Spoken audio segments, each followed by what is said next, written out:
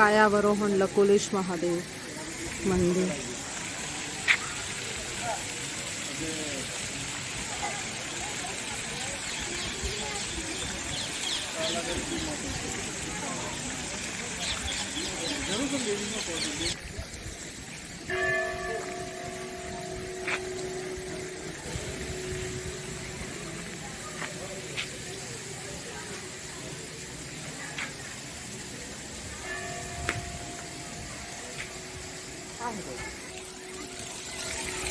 શ્રાવણ મહિનામાં 15મી ઓગસ્ટ લકુલેશ મહાદેવનું મંદિર છે. અહીંયા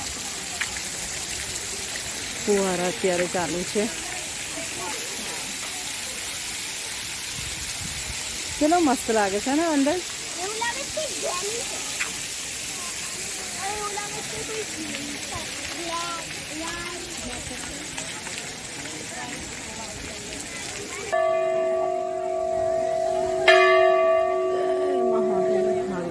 ભગવાન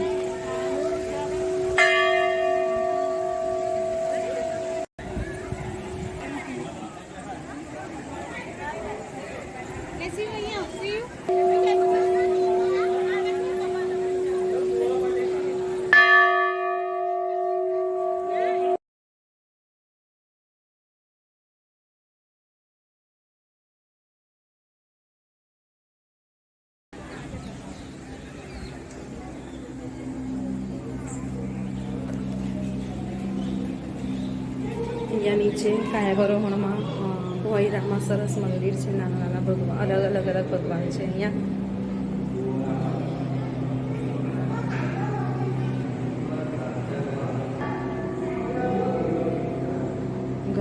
ગૌ માતા બાલકૃષ્ણ સ્વરૂપ.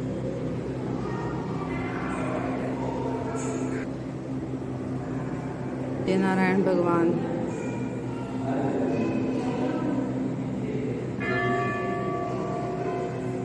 લકુલેશ મહાદેવ. વિશ્વામિત્ર ઋષિ.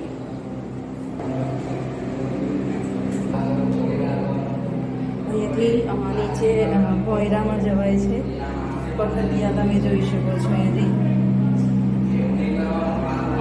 અને અહીંયા પણ ભગવાનના અલગ અલગ છે. બ્રહ્મા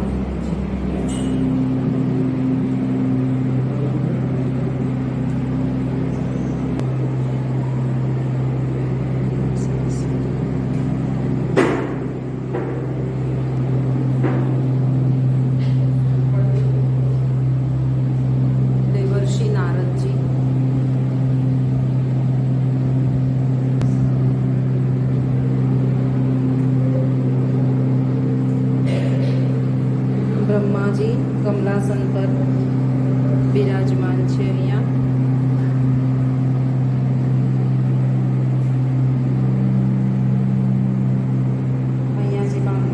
પણ બ્રહ્માજી જ છે.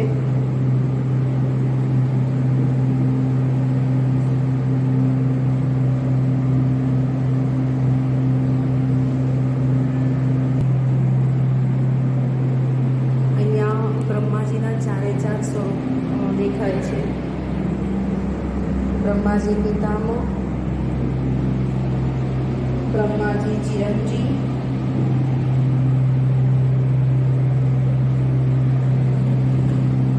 આ છે બ્રહ્માજી કમલાસન, અને અહીંયા છે બ્રહ્માજી.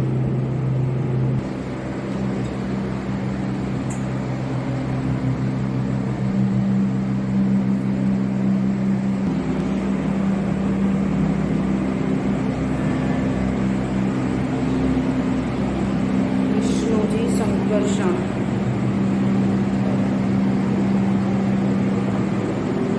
અહીંયા મહર્ષિ વ્યાસ, જેમણે મહાભારતને રચના કરી હતી, લખ્યું હતું મહાભારત તેમણે. અહીંયા છે વિષ્ણુજી, પ્રદ્યુમ્ન,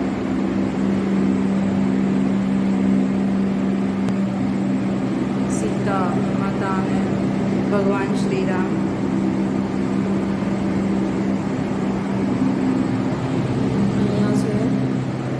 રાધા પુરુષોત્તમ, કનૈયો,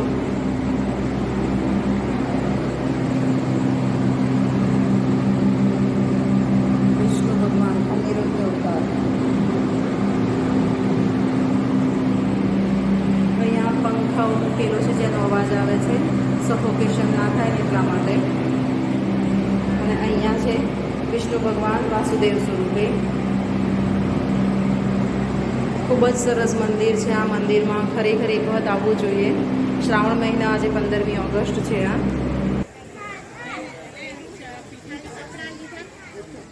અહીંયા સરસ ગાર્ડન છે. આ છોકરાઓ આવે ને તો રમાય એવું છે. અહીંયા અમે લોકો જ્યારે પણ આવીએ ત્યારે અહીંયા છોકરાઓને મોટા પણ રમે છે. અહીંયા ખૂબ સરસ લોન છે. અત્યારે જો કે ચોમાસાનું વાતાવરણ છે, પણ ઘણા લોકો અહીંયા રમે છે છોકરાઓ સાથે, કે ફ્રેશ થઈ જાય, એકદમ કુદરતી વાતાવરણ. ખુલ્લા વાતાવરણમાં ચપ્પલ કાઢીને અહીંયા ચાલવાની મજા આવે છે. નાના નાના છોકરાઓ જોડે ઘણા બધા અહીંયા રમે છે.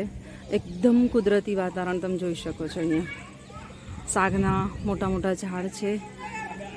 આ ફૂલનો છોડ મને ખૂબ જ ગમી ગયો છે.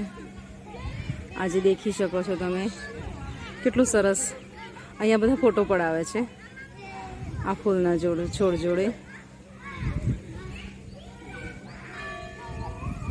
એકદમ કુદરતના ખોળામાં હોય એવું લાગે છે. અહીંયા બધી જ બાજુ ઝાડ અને આ મંદિરની ધજા, લકુલેશ મહાદેવ.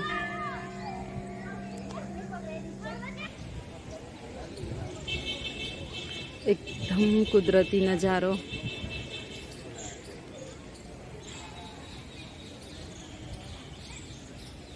જોઈ શકાય છે ચમેલીના મોટા મોટા ઝાડ.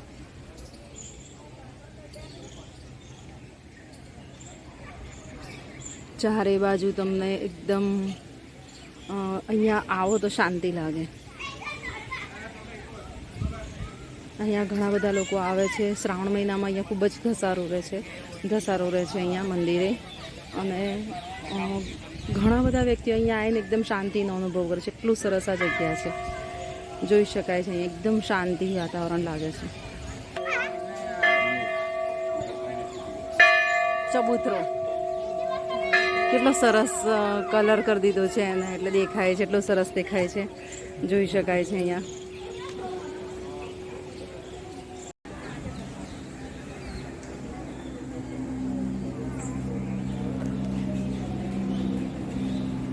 અહીંયા નીચે કાયાવરોહણમાં ભોયરામાં સરસ મંદિર છે. નાના નાના ભગવાન, અલગ ભગવાન છે અહીંયા.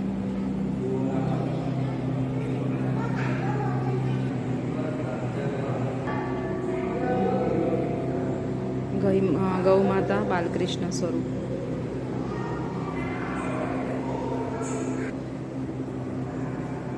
નારાયણ ભગવાન,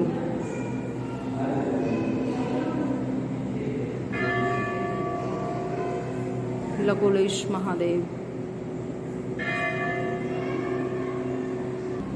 વિશ્વામિત્ર ઋષિ.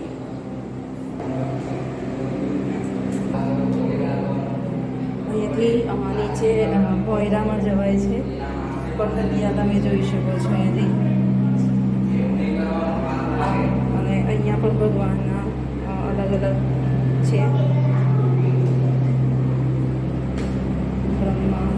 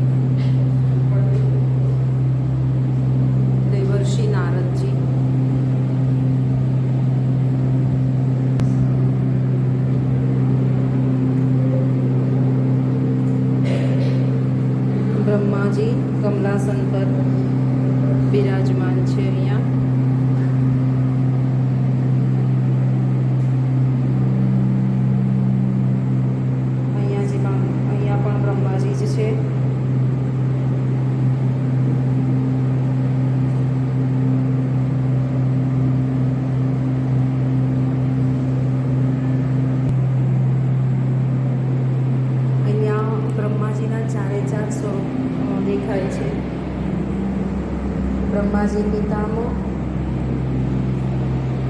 બ્રહ્માજી ચિરંજી,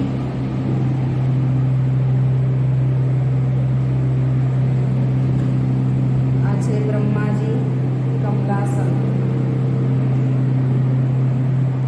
અને અહીંયા છે બ્રહ્માજી.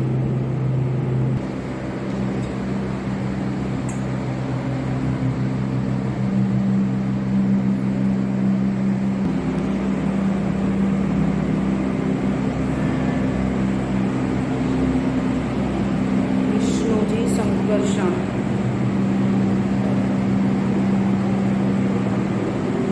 અહીંયા મહર્ષિ વ્યાસ, જેમણે મહાભારતને રચના કરી હતી, લખ્યું હતું મહાભારત તેમણે. અહીંયા છે વિષ્ણુજી પ્રદ્યુમ્ન,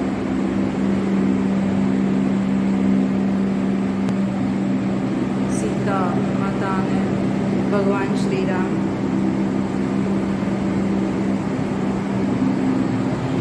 અહીંયા છે રાધા પુરુષોત્તમ, કનૈયા,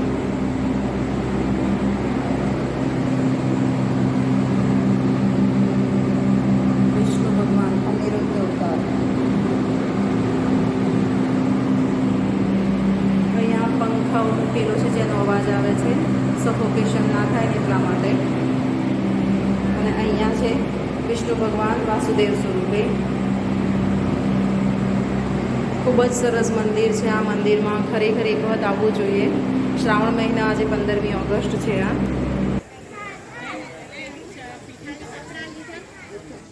અહીંયા સરસ ગાર્ડન છે. આ છોકરાઓ આવે ને તો રમાય એવું છે. અહીંયા અમે લોકો જ્યારે પણ આવીએ ત્યારે અહીંયા છોકરાઓને મોટા પણ રમે છે. અહીંયા ખૂબ સરસ લોન છે. અત્યારે તો જો કે ચોમાસાનું વાતાવરણ છે, પણ ઘણા લોકો અહીંયા રમે છે છોકરાઓ સાથે, કે ફ્રેશ થઈ જાય, એકદમ કુદરતી વાતાવરણ. ખુલ્લા વાતાવરણમાં ચપ્પલ કાઢીને અહીંયા ચાલવાની મજા આવે છે. નાના નાના છોકરાઓ જોડે ઘણા બધા અહીંયા રમે છે. એકદમ કુદરતી વાતાવરણ તમે જોઈ શકો છો. અહીંયા સાગના મોટા મોટા ઝાડ છે. આ ફૂલનો છોડ મને ખૂબ જ ગમી ગયો છે. આજે દેખી શકો છો તમે કેટલું સરસ. અહીંયા બધા ફોટો પડાવે છે આ ફૂલના છોડ જોડે. એકદમ કુદરતના ખોળામાં હોય એવું લાગે છે. અહીંયા બધી જ બાજુ ઝાડ અને આ મંદિરની ધજા લકુલેશ મહાદેવ.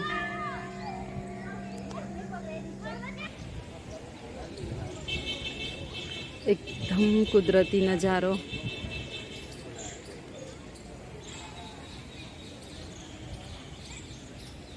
જોઈ શકાય છે ચમેલીના મોટા મોટા ઝાડ.